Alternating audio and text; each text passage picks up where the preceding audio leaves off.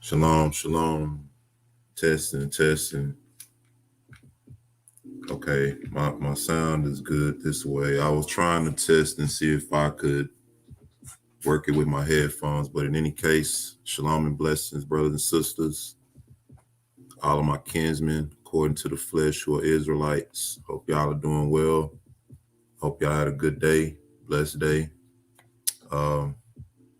Want to thank the Most High as always for blessing us and giving us grace, wisdom, knowledge, and understanding. And for most of all, giving us redemption from both our sins and soon to be redeemed from the hands of our enemies. I want to say shalom and blessings to everybody in the chat. Optimal training, shalom and blessings. Brother Darnell, Shalom and blessings to you. Brother Rio, what's good, bro? Hope you're doing good. Shalom and blessings. Aniana Coleman, shalom and blessings to you, sis. Brother T, hope you're doing well, bro. Shalom. Sister Linda Ricks, shalom and blessings to you. Sister Diane Gardner Young, shalom and blessings.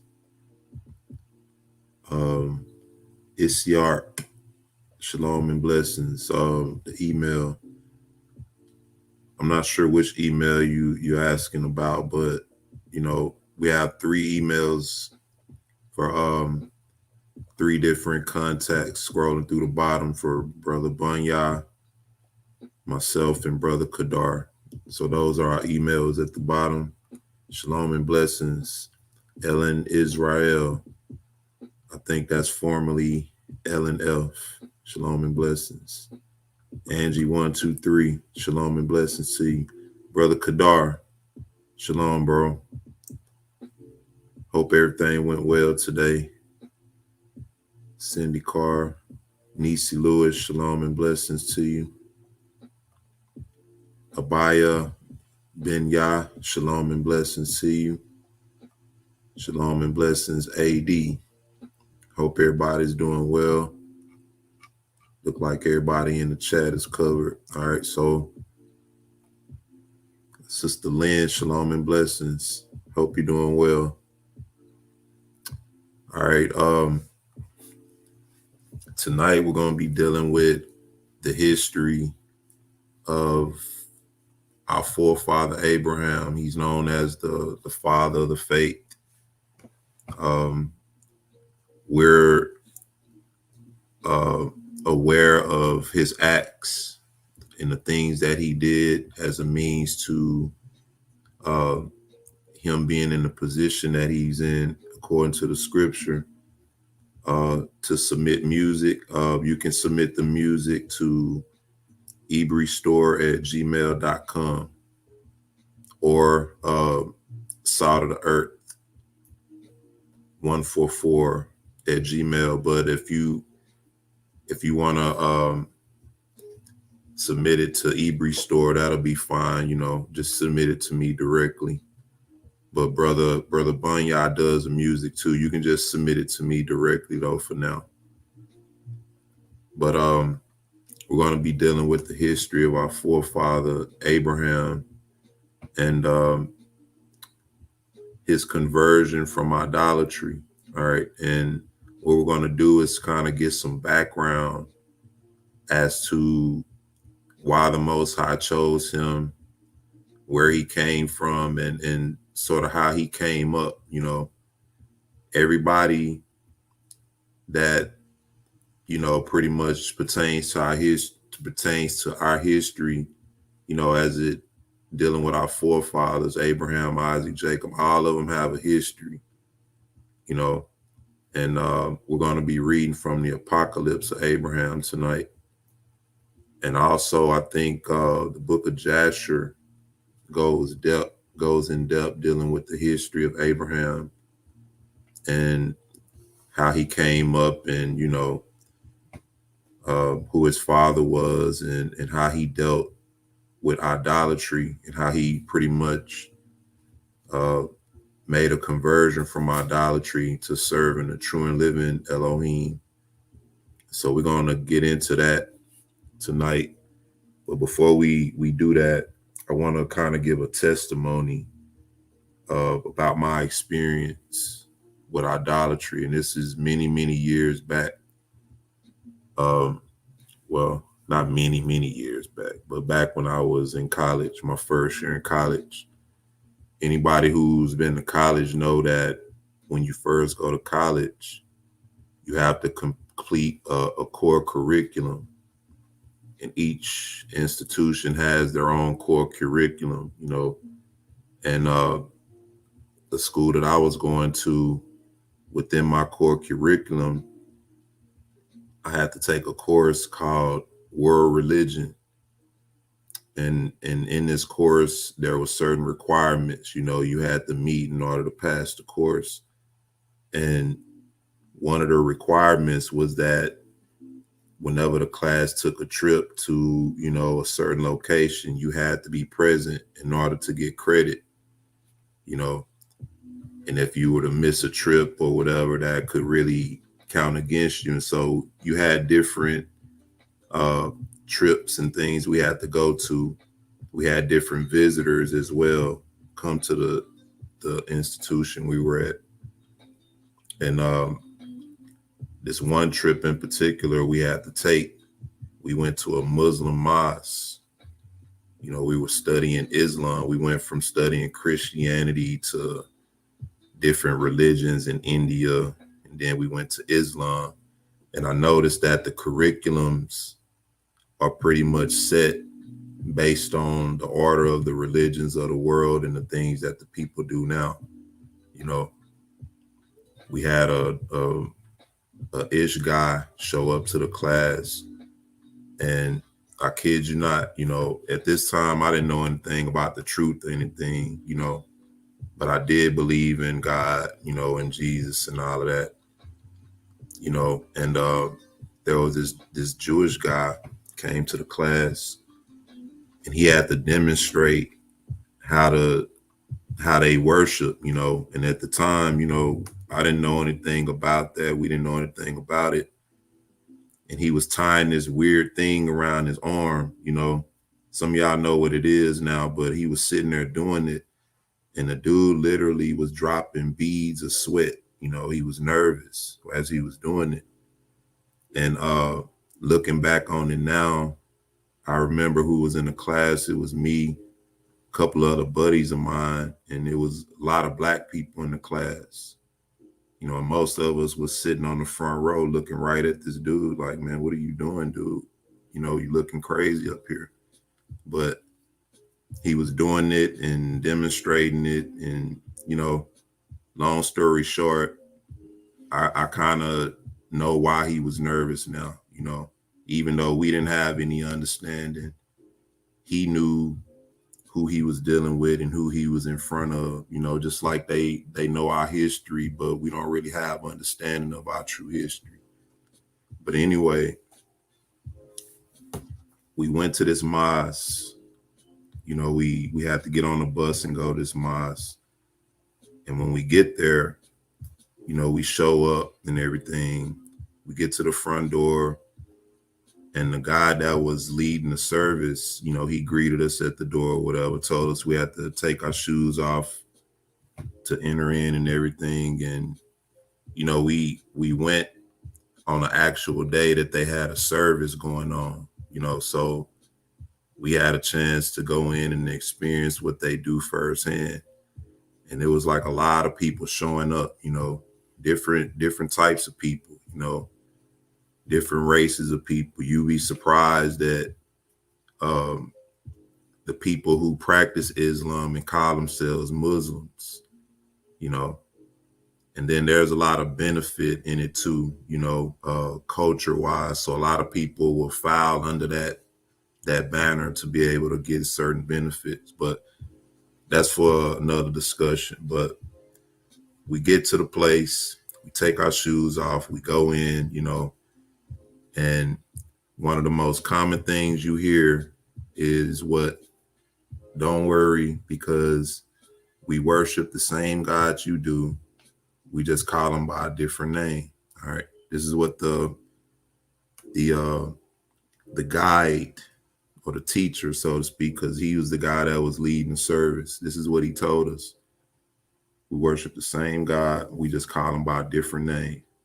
And at that time, that sounded good. I used to go by that, so to speak. If you grew up a good Christian like me or anybody else, that's something that you accepted growing up. All the religions are the same, essentially, but we get in, they offer us food, and that's one thing that I regret, that I did in the service. While I was there, I ate. I was hungry. They gave us food and everything. But anyway, we get inside the main sanctuary part, where they're having a service. And it's like people just coming in nonstop, and you look up now, the whole room is just full of people. You got the men in the front, and then the women were like in the back, like in a catty-corner position. And so, we stood there, and I remember one of my close buddies at the time, me and him were standing side by side. And as the guy was starting the service, many people come in. He told us, he said, you all have a choice, y'all can participate in the service or y'all can just stand and watch. It's your choice. And so he went to the front and he started this chant, that they do, this real loud chant, and everybody started repeating after him, and he turned into the side and everything. And so I'm looking and I'm like, not really knowing what's going on. But one thing I always knew was that in the Bible, God said not to bow down to any other gods. I always knew that. And I always knew that Islam, although they said that they worship the same God, Islam was not the same. Didn't really understand or anything like that. That's just a foundational belief that I always had, and that's what I was taught. But the guy is, doing his chant and everything, and all of a sudden, he just drops down to the floor on his knees in a worship position, right? And I kid you not, brothers and sisters, as soon as he did that, everybody in the room dropped to their knees, and it happened so fast to where it was like a rushing wind sound, right? Everybody dropped to their knees except for me and this one other dude, and the other dude who didn't drop to his knees, he was one of the dudes that used to be with us all the time, but he was like the clown of the group, cracking jokes on everybody. If you walk up looking wrong, he about to roast you. He that type of dude. But me and him was the only dude didn't drop. And sometime after that, it was like the Most High brought that back up to my heart, to my remembrance. Like you remember that instance when you went there and you didn't bow down, you didn't yield, because trust me, it was like, it was one of them things where I could have done it and made it seem innocent, but the Most High revealed to me sometime after that how particular he is about us worshiping other gods or other Elohims, and it was like he gave me sort of a confidence because of that, because in spite of the pressure, in spite of what everybody else did, I stood strong and I didn't bow down to that God. I don't even want to mention it,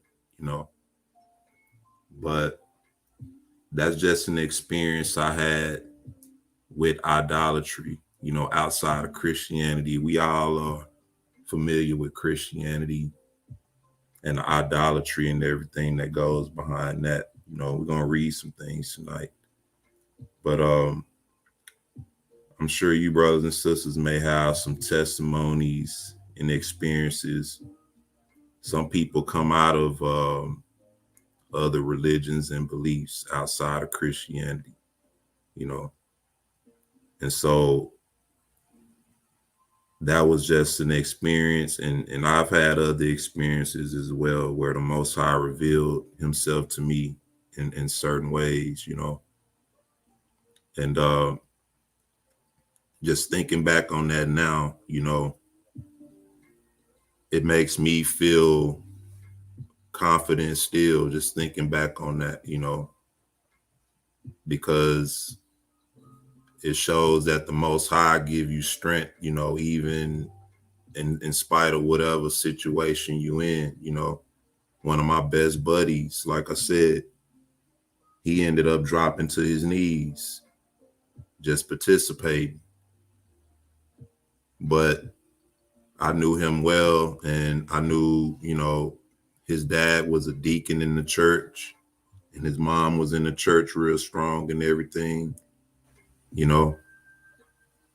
So it just goes to show, you know, a lot of our people are Christian, you know, by default, but Christianity is full of idols, and you know, it's full of things that will keep our people open to many different idols, even down to the doctrine, you know. But that was my experience with idolatry, you know, with Islam. And then, you know, sometimes after that, you know, I attended a Bible study class where I learned the truth, and we used to deal with Muslims and stuff like that, you know. So we all know the drill behind that. But I'm gonna take a break. When we come back, then we're gonna get into some history. We're gonna get into some different texts. I want to show y'all some things tonight, some things that help me to get a better understanding of the scripture as we know it. Shalom and blessings, brother Yashadek. Shalom and blessings, Yahweh Yisrael. Shalom to you. I want to thank y'all for joining in. After we get back from this break, we're going to get into an excerpt explaining idolatry, you know, and getting into some details about idolatry. And then we're going to get into the history of our forefather Abraham. And we're going to be building off of Genesis chapter 12 tonight and the history behind that. Shalom and blessings, Sister Sheila. I want to thank y'all for listening in. Peace and blessings. I'll be right back.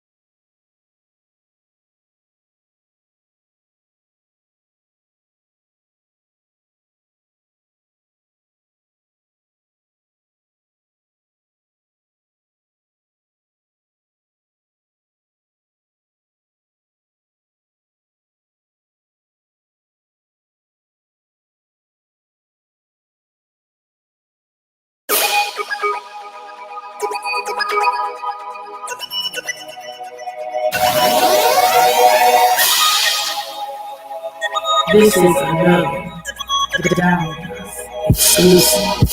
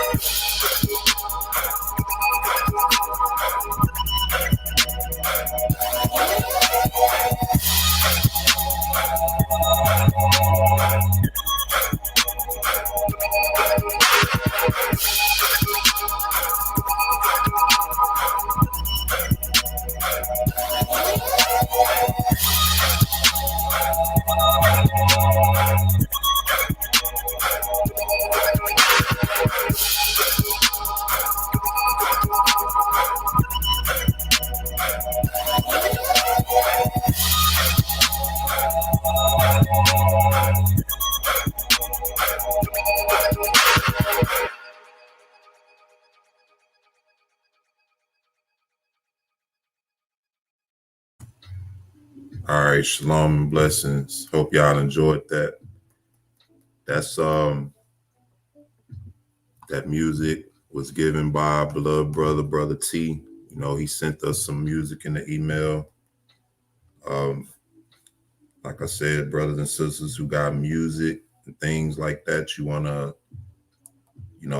share with the family, feel free to email us and we'll do what we can to share that with the family. Um, let's get into some of this history. Before we get into the history of Abraham, I'm gonna read an excerpt from from some information. I got a PDF from Brother Yasadek. See, we got brothers that lace us up with some good things, and so because of that, we could do what we're doing. And also, before we continue, y'all do me a favor and hit the like button. Um, that way, we could try to grow the platform from a ground level perspective. Let's let's see. Shalom and Blessings, Sister Vanessa. And I think another sister said where to submit the music. Yep. So I'll be looking forward to the emails. Ain't no problem, bro. Just keep them coming too. I'm gonna put those in a rotation. First one I played, I don't know what happened. It stopped, but I'm gonna run it back when we take another break. But let's see.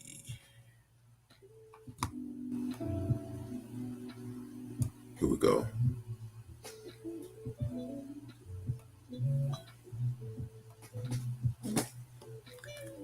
All right. The brother, like I said, the brother Yashadek Yisrael sent me some good info, and I had a chance to go through some things and came across some good stuff that I feel help the family. Now we dealing with idolatry,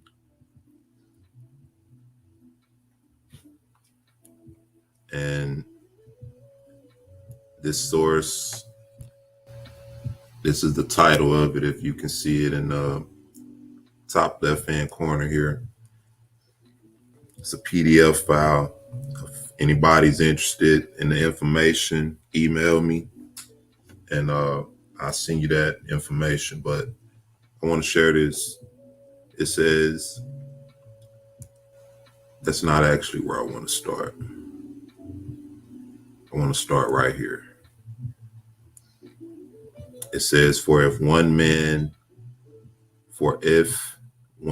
only sin, his sin is great. How much greater will be the sin when many sin together? Now, the sin of which I speak is this: when a man abandons that which really exists and serve that which does not really exist. There is that which really exists, and it is called God. He, I say, really exists, and by his power doth everything subsist. This being is in no sense made, nor did he ever come into being, but he has existed from eternity and will continue to exist forever and ever. He changeth not, while everything else changes. No eye can see him, nor thought apprehend him, nor language describe him. All right. So you have a lot of people who get in scuffles over the language. One thing that I do is I appreciate and respect the language, but I don't allow that to limit me from connecting with brothers and sisters who truly believe in the Most High, because it says no language can describe him. So we can't put limits on people because they don't know the language, or because of a language, or because of whatever name you were taught to call on. And those who love him speak of him thus: Father and God of truth. All right. The Most High told Moses that his name would be Elohim, or God Almighty. This is his name for all generations. If therefore a man forsake the light and say that there is another God, it is plain from what he himself says that it is some created thing which he calls God. For if a man call fire God, it is not God, because it is fire. And if a man call water God, it is not God, because it is water.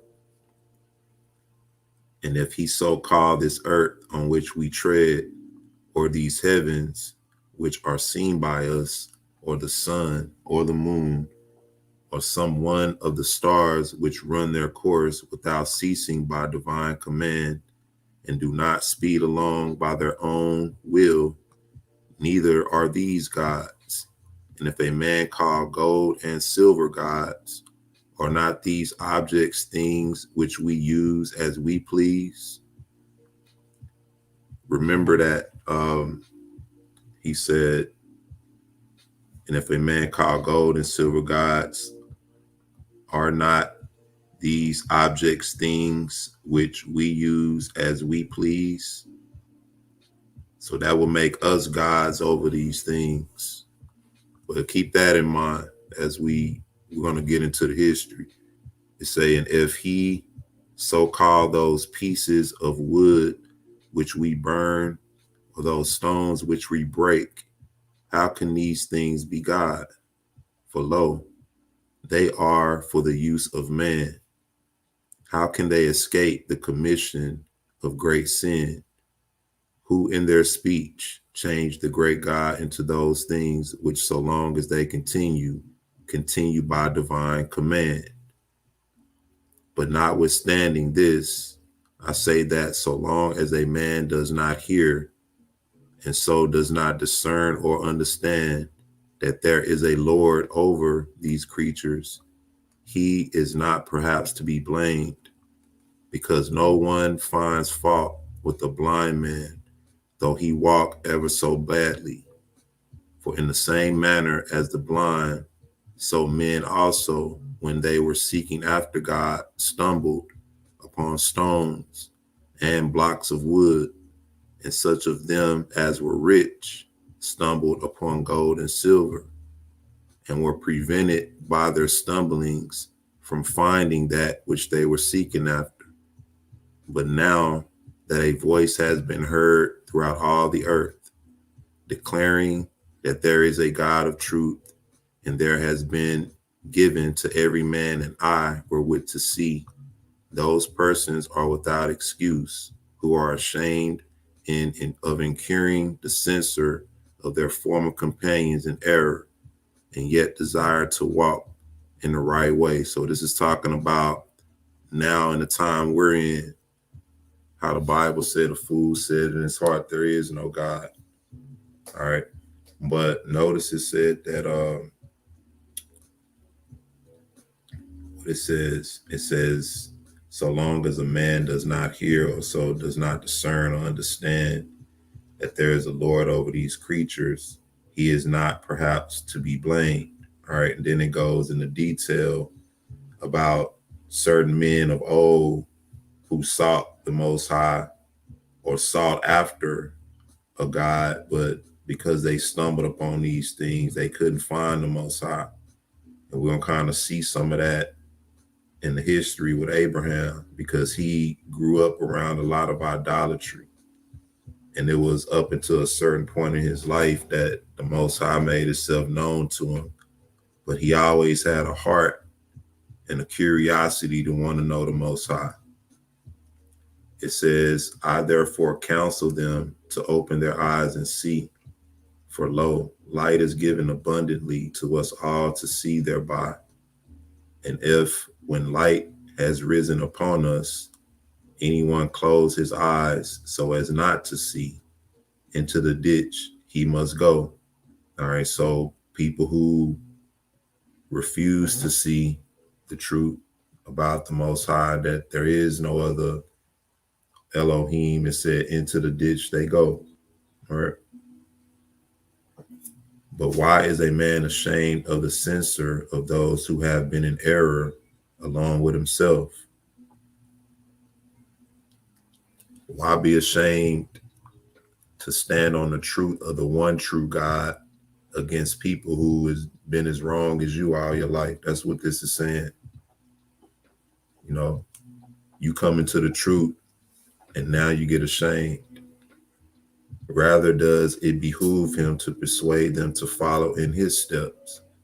And if they should not be persuaded by him, then to disengage himself from their society. So what is that saying? It's saying that, you know, it will behoove you to persuade them to follow after you, you know, because when you come into the truth, you're going to have a lot of people trying to persuade you to stay in the lie. But it behooves you to persuade them to follow after you. And if they won't be persuaded by you, then separate yourself from them. Disengage himself from their society. For there are some men who are unable to rise from their mother earth, and therefore also do they make them gods from the earth, their mother. And they are condemned by the judgments of truth, for as much as they apply the name of him who is unchangeable to those objects which are subject to change, and shrink not from calling those things God, which have been made by the hands of man, and dare to make an image of God whom they have not seen. So it said that, for there are some men who are unable to rise from their mother earth, right? And therefore also do they make them gods from the earth, their mother. All right. You got a lot of people that's into like ancestral worship, you know, that kind of stuff. And that's what that come from, you know, Mother Earth and the different things that go along with that. And they make their deities and their gods from that. So he's saying it's a lot of people who can't rise from that, and they get condemned by the judgments of truth, for as much as they apply the name of him who is unchangeable to those objects which are subjects to change. And that's what we do, you know. That's why the Most High said in prophecy that you will no more defile my name with your idols or by your idols. Same thing. But let me see how much more of this I want to read. Yeah, I think I'll stop there with this. We'll go ahead and get into some history. Let's take another break. Give me a second. Yeah, let's take another break, and then we come back. We're going to get into the history of our forefather. Now, remember when it said that some men, when seeking for God, they stumble upon wood, silver, gold, and all those different things. And we're going to see some of that with our forefather. That's what he went through many years before coming into the truth of the Most High, and the Most High separating him from his family. Shalom and blessings once again to everybody. Royal Street, peace and blessings. Thanks for joining in. Shalom once again, everybody in the chat. We come back, we're going to get into some of this history. Peace and blessings. Thanks for listening. Be right back.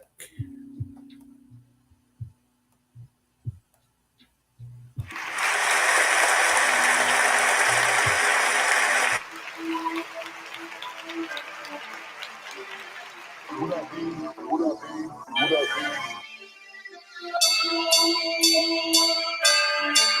B?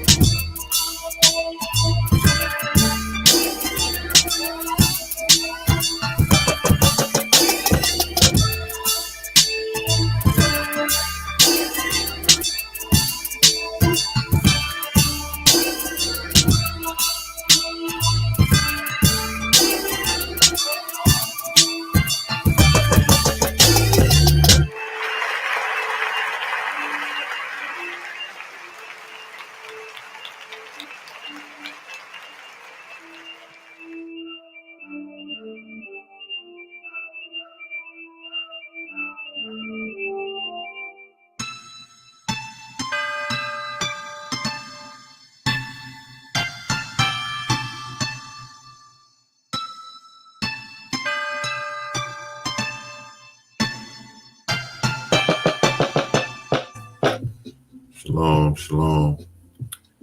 Welcome back. Once again, if you haven't already, please hit the like button. And if you feel the need, hit the share button. I want to welcome everybody to this segment. We're going to be dealing with the history of our forefather Abraham. And also, before I get into that, don't forget about Wednesday night Kingdom Conversations segment. Wednesday nights, 8 p.m. with Brother Cleo hosting. This week, I don't think we have a guest on this week, but we may have a guest. I'm not quite sure. But in any case, that's a good platform for the family to come in and fellowship and to share and express whatever thoughts you have, whatever the Most High puts in your heart to share with the family. Wednesday nights, 8 p.m. All right. So on that note, we dealing with the history of our forefather Abraham. And let's get us some backdrop. All right. The history that we're going to be reading is going to be built off this portion in Genesis chapter 12. We're going to read real quick, starting at verse 1. It says, "Now Yahweh has said unto Abram, Get thee out of thy country and from thy kindred and from thy father's house unto a land that I will show thee, and I will make of thee a great nation, and I will bless thee and make thy name great, and thou shalt be a blessing, and I will bless them that bless thee, and him that curseth, and I will curse him that curseth thee, and in thee shall all families of the earth be blessed. So Abram departed as Yahweh had spoken unto him, and Lot went with him. And Abram was 75 years old when he departed out of Haran. And Abram took Sarai's wife, and Lot his brother's son, and all their substance that they had gathered, and the souls that they had gotten in Haran.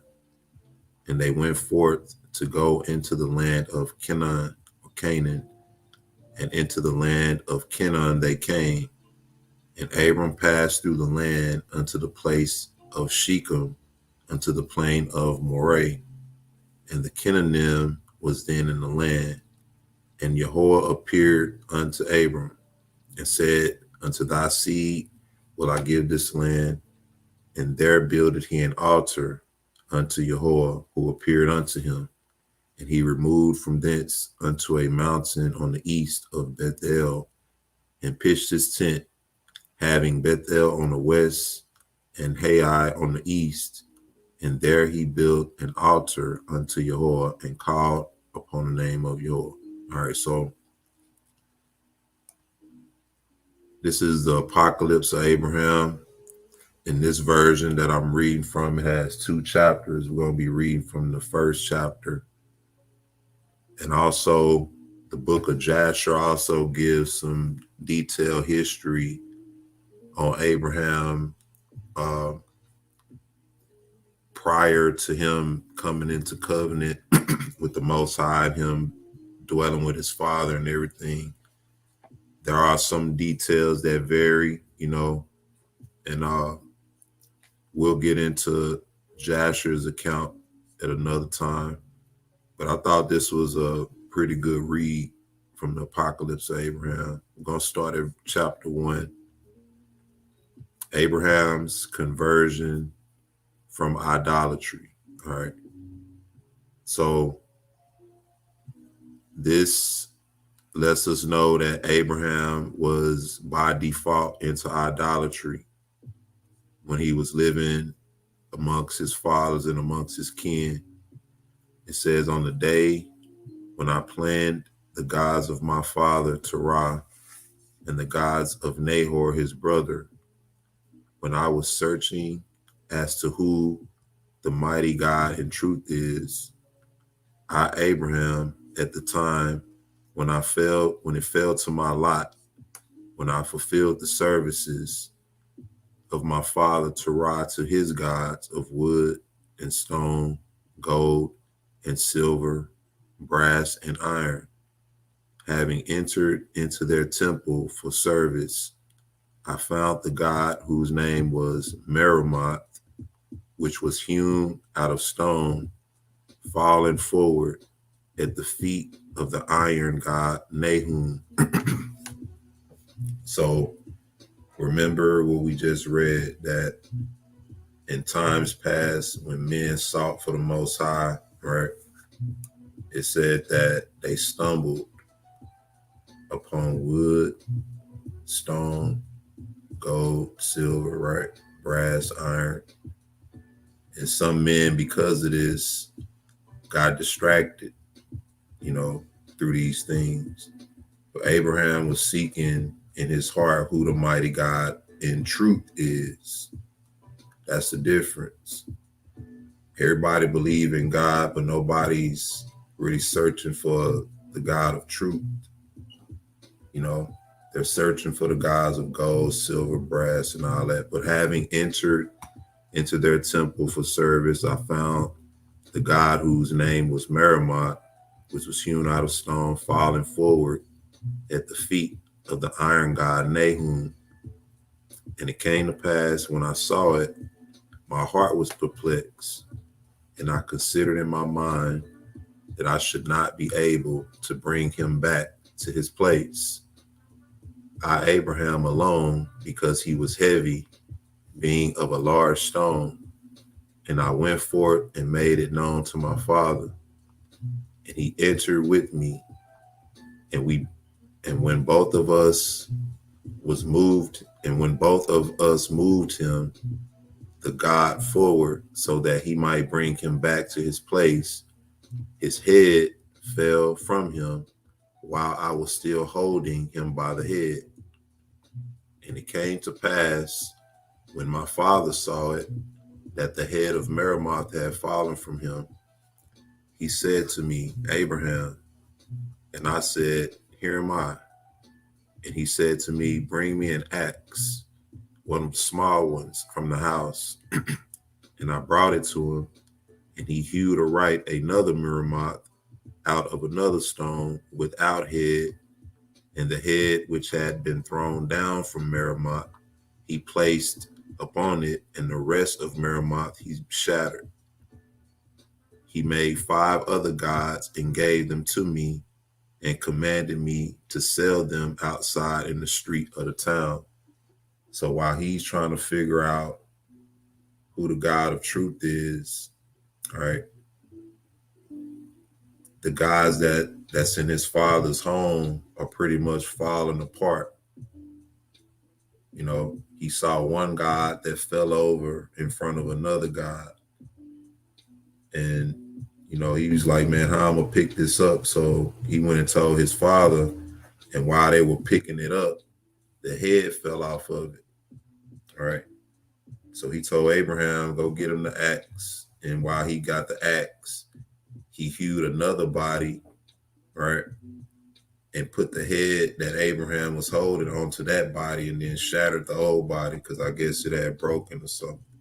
And so Abraham, seeing all this, then he said, he made 5 other gods and gave them to me, and commanded me to sell them outside in the street of the town. All right, back then, if you could make idols and all that, you could make a lot of money back then. It says, and I saddled my father's ass and placed them upon it, and went towards the end to sell them. And lo, merchants from Fandana in Syria were traveling with camels, going to Egypt to trade. And I spoke with them, and one of their camels uttered a groan, and the ass took fright and sprang away and upset the gods. And 3 of them were smashed, and 2 were preserved. And it came to pass, when the Syrians saw that I had gods, they said to me, Why didst thou not tell us that thou had gods? then we would have bought them before the ass heard the sound of the camel, and they would have not been lost. So in other words, he met these people while he was out there trying to sell his gods that his father told him to sell.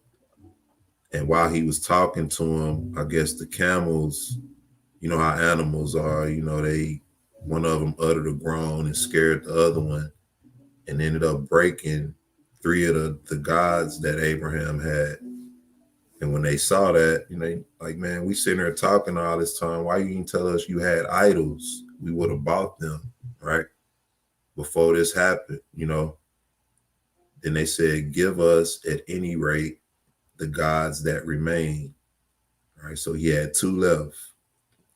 And we will give thee the proper price for the broken gods, also for the gods that have been preserved. For I was concerned in my heart as to how I could bring to my father the purchase price. And the three broken ones I cast into the water of the river Gur, which was at that place, and they sank into the depths, and there was nothing more of them.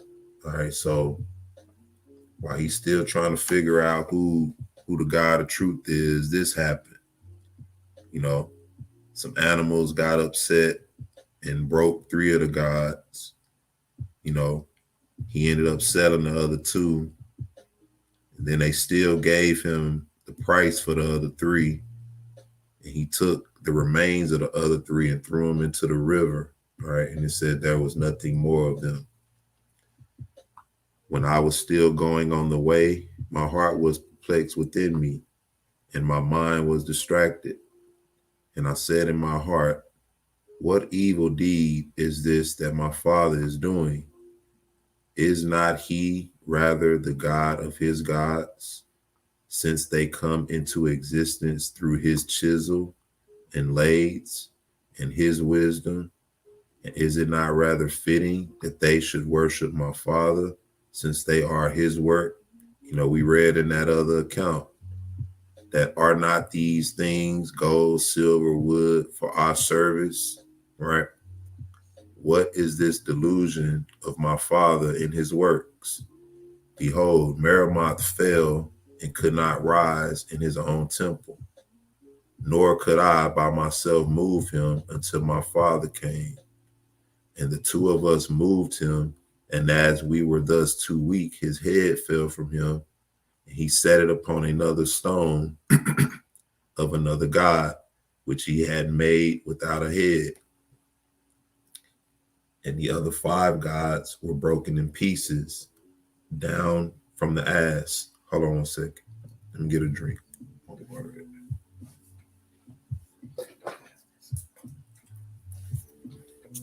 1 second, y'all. Oh, here it is.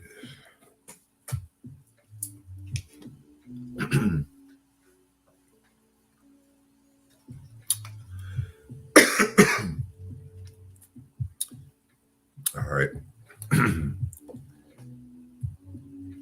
So he said, and the other five gods were broken in pieces down from the ass, which were able neither to help themselves nor to hurt the ass, because it had broken them into pieces, nor did their broken fragments come up out of the river. And I said in my heart, if this be so, how can Meremoth, my father's God, having the head of another stone and himself being made of another stone, rescue a man or hear a man's prayer and reward him? So he trying to figure all of this out.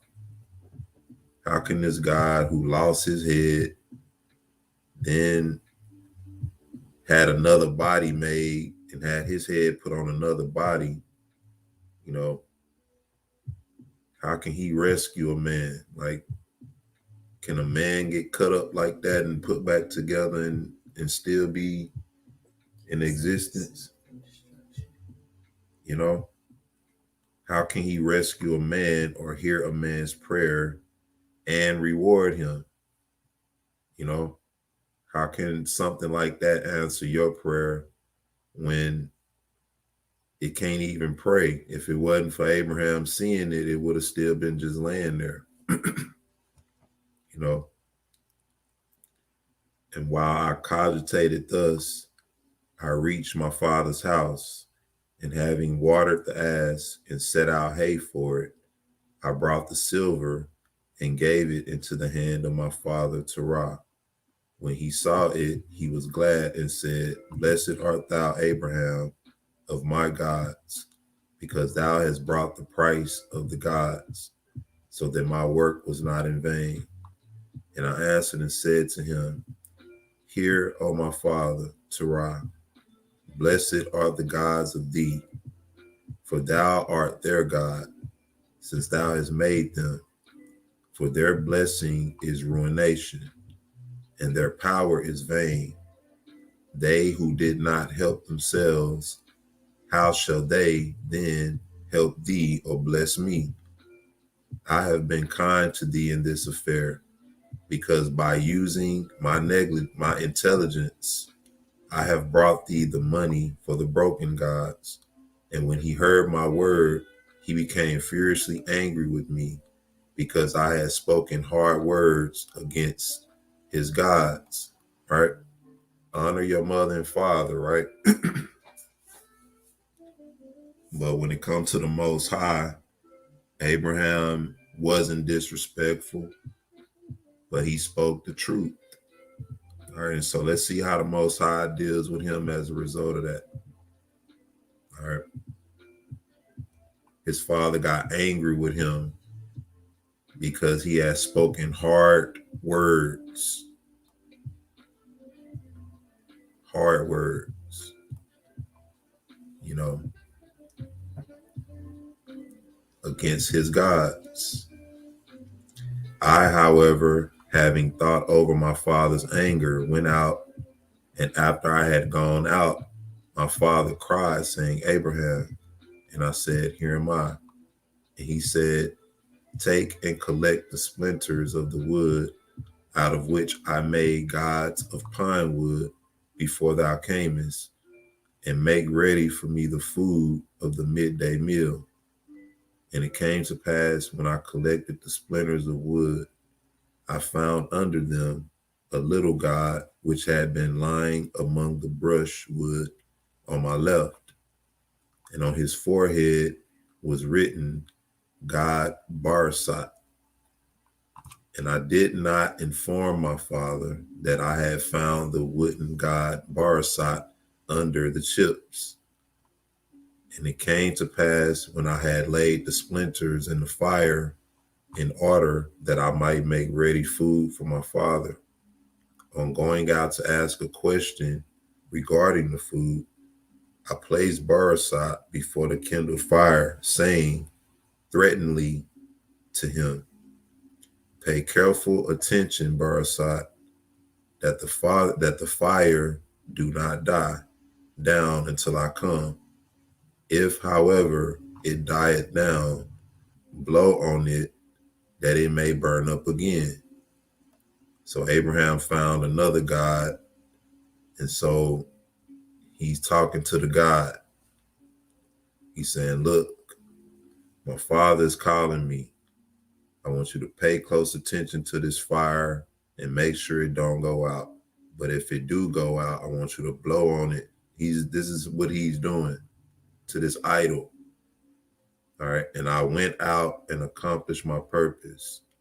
And on returning, I found Barsat falling backwards, and his feet surrounded by fire and horribly burnt. And I burst into a fit of laughter. And I said to myself, Truly, O Barsat, thou canst kindle the fire and cook food. And it came to pass, while I spoke thus in my laughter, he was gradually burnt up by the fire and reduced to ashes. So he came back and he basically said, okay, you not only did you keep the fire going, you cooked the food, but it was only because he fell over into the fire. It was a wooden god. So that's how he kept the fire going. The idol, he fell over into the fire and kept the fire going. He said, and it came to pass while I spoke thus in my laughter, Barasat was gradually burnt up by the fire and reduced to ashes. And I brought the food to my father, and he did eat. And I gave him wine and milk, and he was gladdened and blessed his God Merimoth. And I said to him, O Father Terah, bless not thy God Merimoth, and praise him not, but rather praise thy God Barasat, because loving thee more, he had cast himself into the fire to cook thy food. And he said to me, where is he now? Just told him he burnt himself up to cook your food. Where is he now? And I said, he is burnt to ashes in the violence of the fire and is reduced to dust. And he said, great is the power of Barasat. I will make another today and tomorrow. He will prepare my food. When I, Abraham, however, heard such words from my father, I laughed in my mind and sighed in the grief and in the anger of my soul, and said, how then can that which is made by him manufacture statues be a helper of my father? Or shall the body then be subject to its soul, and the soul to the spirit, and the spirit to folly and ignorance? And I said, it is fitting once to endure evil. So I will direct my mind to what is pure and lay my thoughts open before him. And I answered and said, so in other words, you know how somebody in your family or somebody, you know, that you respect and admire, they do something and you feel compelled to speak to them, but you really don't want to speak or let them know what's really on your heart. So this is what Abraham is going through. And he said, O Father Terah, whichever of these thou praises as gods, thou art foolish in thy mind.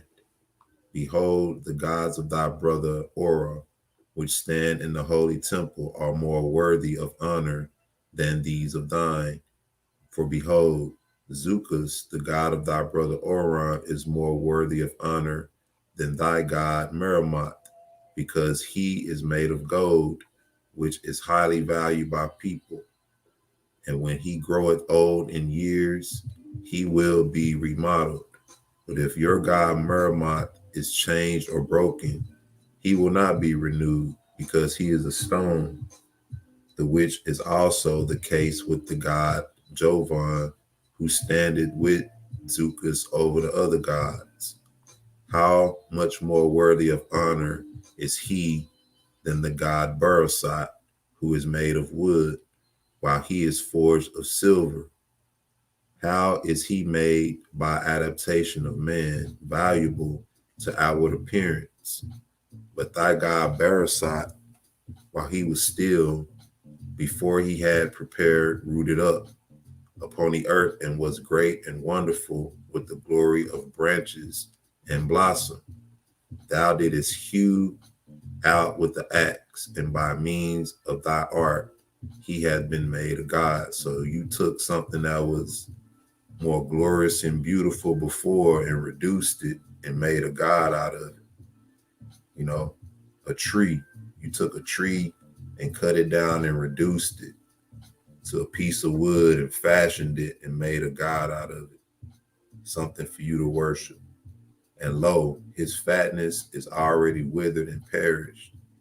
He is fallen from the height to the ground. He hath come from great estate to littleness, and the appearance of his countenance hath vanished. And he, Barasat himself, is burnt up by fire and reduced to ashes, and is no more. And thou sayest, today I will make another, which tomorrow shall make ready my food. He had perished to utter destruction. Behold, the fire is more worthy of honor than all things formed. because even that which is not subjected is subject unto it, and things easily perishable are mocked by its flames. But even more worthy of honor is the water, because it conquereth the fire and satisfied the earth. But even it I do not call God, because it is subject to the earth, under which the water inclineth. But I call the earth much more worthy of honor, because it overpowered the nature and the fullness of the water, even it, the earth. However, I do not call God, because it too is dried up by the sun, and is apportioned to man to be tilled. I call the sun more worthy of honor than the earth, because it with its rays illumineth the whole world and the different atmospheres. But even it I do not call God, because at night and by clouds its course is obscured. Nor again do I call the moon or the stars God, because they also in their season obscure their light at night. But hear this, Torah, my father, for I will make known to thee the God who hath made everything. Not these we consider as gods. Who then is he, or what is he, who hath crimsoned the heavens and made the sun golden, and the moon lustrous, and with its stars, and hath made the earth dry in the midst of many waters, and set thee in, and tested me in the confusion of my thoughts? Yet may God reveal himself to us through himself. And it came to pass, while I spake thus to my father Terah in the court of my house, there cometh down the voice of a mighty one from heaven, and the fiery cloud burst, saying and crying, Abraham, Abraham. And I said, Here am I. And he said, Thou art seeking in the understanding of thine heart the God of gods and the Creator. I am he. Go out from thy father Terah. Get thee out from the house, that thou also may get thee out from the house, that thou also be not slain in the sins of thy father's house. And I went out, and it came to pass when I went out, that before I succeeded in getting out in front of the door of the court, there came a sound of a great thunder, and burst him and his house and everything whatsoever in his house down to the ground 40 cubits. All right. So basically, our forefather Abraham grew up like most of us, most of us who grew up in households where there was a lot of idolatry, a lot of falsehood, a lot of superstitions, a lot of step on your crack, break your mama's back, stuff like that, Don't sweep my foot with the broom type stuff, We grew up around that. That's what our forefather grew up around. He was raised around it. He was even subjected to it up until a certain point. But he did what the scripture said. He honored his father. He obeyed his father. But the Mashiach told us that if we love father or mother, son or daughter, wife, husband, whoever more than him, then we're not worthy of him. That wasn't a new concept. That was a concept that stood all the way from the beginning.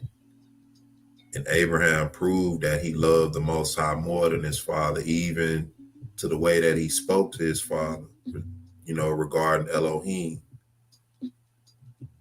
and it just gives us an example of how we should be when it comes to dealing with the Most High, standing for the Most High, in front of our families, friends, people who say they love us, but when we step in this truth, we see what it really is, you know.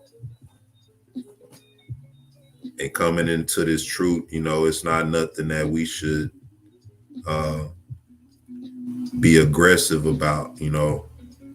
We should still be loving in our hearts. But this was a situation where Abraham was dealing with somebody who couldn't be converted. You know, his father's heart was set on idols and idolatry. You know what I mean? Even to the point where he was praising them for, you know, cooking his food and stuff like that. This is the kind of stuff we see growing up, you know, in a lot of different ways. Through superstitions, witchcrafts, and, you know, different stuff we taught, believing growing up. But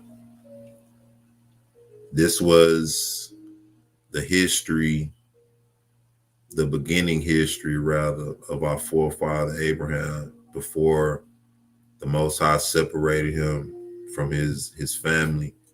And there's another account, like I said, in the book of Jasher that goes into some other details, some similar details, but the details vary, you know, from account to account. But we'll get into that another time. I'm gonna take a break. I'm gonna put the link in the chat real quick. Anybody wanna chime in and say something? Feel free. And while we're doing that, I'm gonna take a break and I'm gonna come back and I'm gonna look at some comments, see what y'all got to say. Shalom and blessings once again to everybody. Thank y'all for joining in. Hope y'all having a good evening. Hope y'all had a good day. And we'll be right back.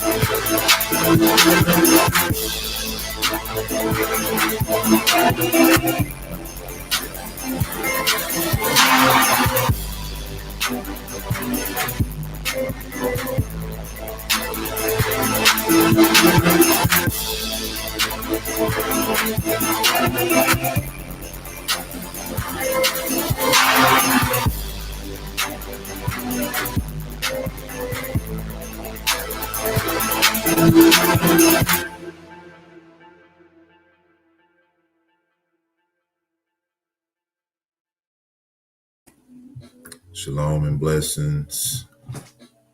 Welcome back. Let's see what y'all got up in the comments. Look like everybody just vibing out in the comment section. Not too much going on. So y'all might just be, you know, enjoying the info. There is something I want to, let me see. Give me a second.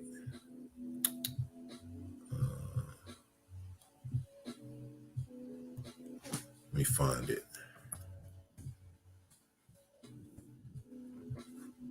Spell strengthen.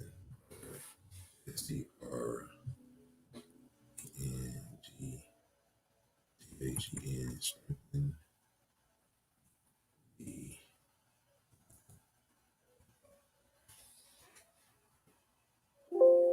Oh, come on.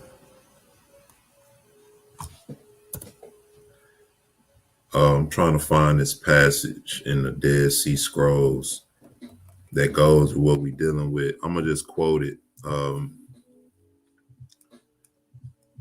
He's basically telling him to strengthen the loins of your servant, that you may stand against the spirit of falsehood. Let me see.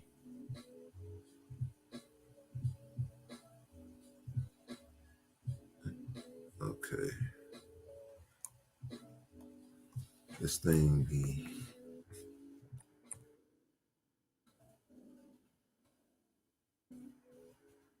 strengthen.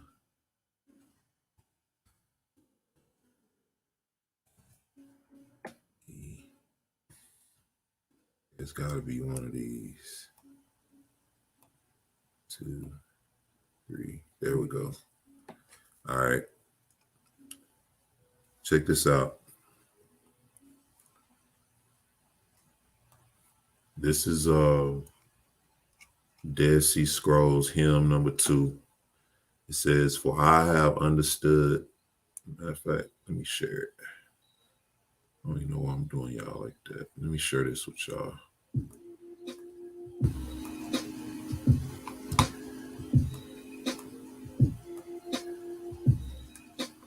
Okay, here we go. Check this out.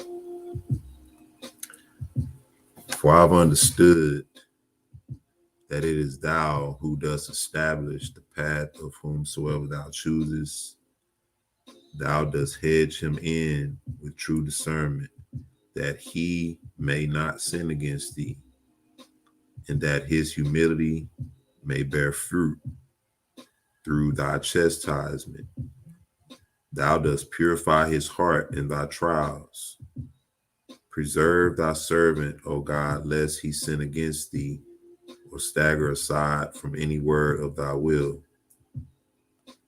Strengthen the loins of thy servant, that he may resist the spirits of falsehood, that he may walk in all that thou lovest, and despise all that thou loathest or hate."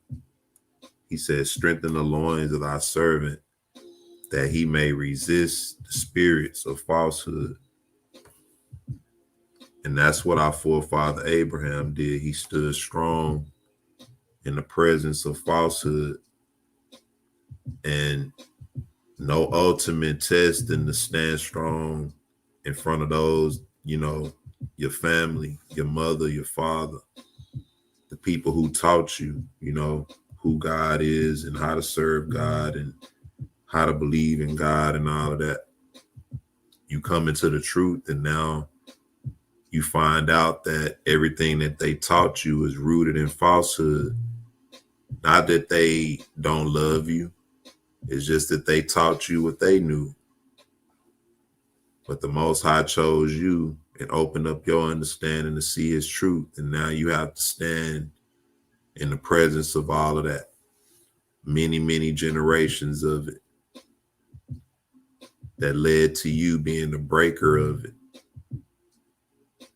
So this is the prayer that we have. This is the prayer that I dedicate to the family.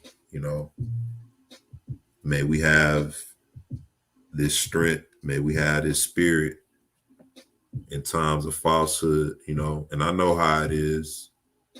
We don't want to be confrontational, and I'm the same way sometimes,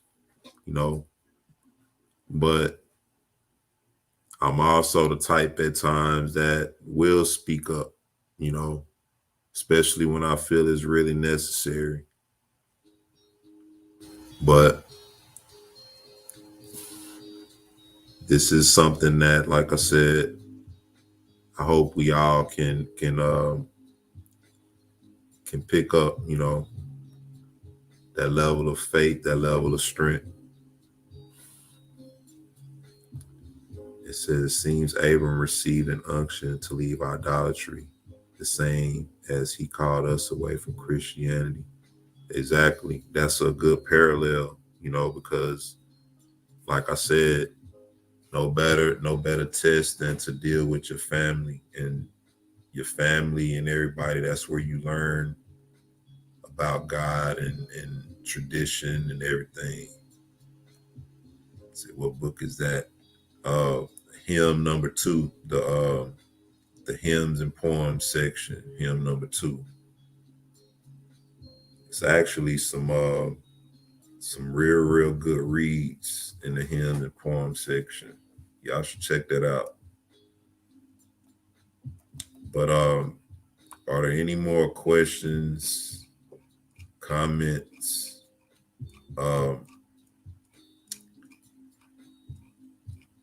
In the morning, I may not have a segment in the morning. It may be the morning after, most high willing. But like I said, this week was just sort of getting into a rhythm.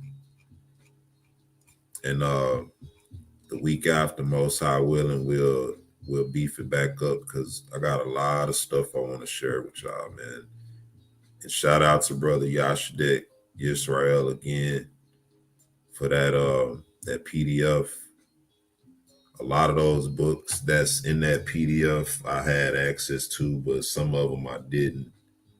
And I was able to examine some of that stuff, and it just really, it broadens the lane, information wise. So most high willing, I'm gonna be plugging some stuff in. And also brother Yashadek, he, like I said, he sent me the messages through the Facebook, the text. And so I'm gonna be bringing out some more of those too as well.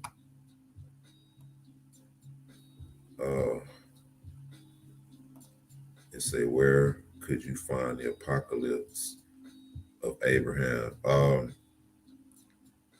If you want it free, you can find a PDF online. Of course, if you want the book, you have to order it online, but you can find a PDF online. The Apocalypse of Abraham, you have to look at a lot of those PDFs too, because a lot of them have a lot of these books in them, but I found it by itself. If you email me, AD, if you want it, email me and I can give you access to it.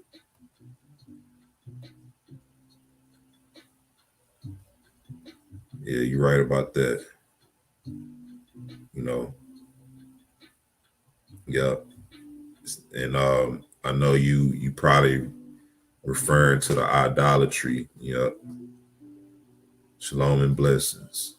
Yeah, you're right. We haven't, we haven't changed. And the thing about it is getting worse, especially for those who are set in it. You know what I mean? It seemed like when it comes to the truth, the Most High moved in waves. Like I came into the truth, I want to say it was back in early 2000s when I came into the truth. And I just spoke with a brother the other day who has a strong platform. We was talking, and he asked me about that, and he told me that back during that time it was a wave. The Most High was moving during that time. And all I can recall is coming into the truth during that time. And then there was another wave that came.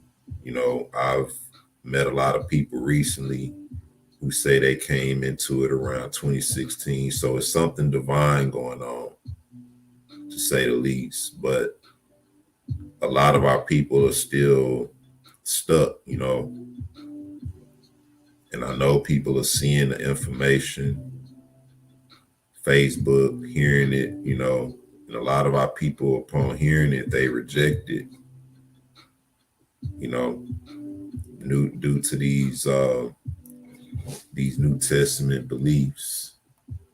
Not sure Israel is in the place they say. Yeah, me either. there was another discussion I wanted to do kind of somewhat on this, but it was dealing with um it was dealing with some land that was granted to the African Americans back in the 60s that we never knew about. And so you have a lot of people that's repatriating to different parts of Africa and trying to find places to live when this whole time African Americans have had land granted to them. But we're going to talk about that. It says she came in around 2018 and got baptized. Okay. Yeah, a lot of people that I meet now say they came into it around 2016 or so. I came into it around, I want to say like 03, 02, 03, something like that. Abbott Code 03, yeah. So you a vet like me. And the thing about it, I attended a Bible study class, but I ended up leaving the class after about 5.5 years. But after that, I still I kept hold to the truth and everything. I just learned more, got more into the workforce after that. But the Most High definitely moves, in certain types of ways. And like you said, it hasn't changed with our people. I'm just grateful that the Most High even considered me, as a vessel to even see the truth, And so, in spite of all of that, I try to remain humble, and don't allow people who reject the truth to puff me up or to make me feel, any type of way. Because let things happen, we all know what's happening. Things get beefed up. People are going to want to turn to the Most High. And so that'll be their opportunity. But I'm going to go ahead and shut it down. If y'all don't have anything else for me, I'm going to call it a night. I want to thank y'all once again for spending your time with me. It's been a blessing. I thank him much. Absolutely. Absolutely. For giving us something to look forward to, That was my concern, Why is that me and everybody who look like me is on the bottom? Everywhere I go, everywhere I've been, we the same. No amount of money or position or none of that can separate nobody who look like me from the condition we in. And we can even see that on TV. Look at Will and Jada Smith. And I'm gonna be real with y'all. I don't really believe in none of that stuff that they trying to propagate. They actors. You know what I mean? So I believe this is just their way of staying relevant, and keeping people distracted, but then it also reveals the true hearts of our people. Where's our attention at? What are we more focused on? Like, so what Jada said this about Will. They've been married almost 30 years. Do you really care about what goes on in a bedroom with somebody who's been together 30 years? Really? It's disgusting. But it's a distraction. And it reveals the overall essence of our people and our dysfunction. And not to say that other people ain't going through it, but once again, who's the face of all the degradation in this nation? Shalom and blessings, Sister Aniana Coleman. Like I said, y'all, I'm gonna shut it down. I want to thank y'all for your time. Sleep well. May the Most High be with you. And what's tomorrow? We may come back with something tomorrow, maybe. I've been wanting to get with Brother Kadar on this issue I have for him. I'm sure that's going to have him going, but we'll see about that, Most High willing. Y'all stay safe, sisters and brothers. Sleep well. Peace and blessings. Until we meet again, shalom.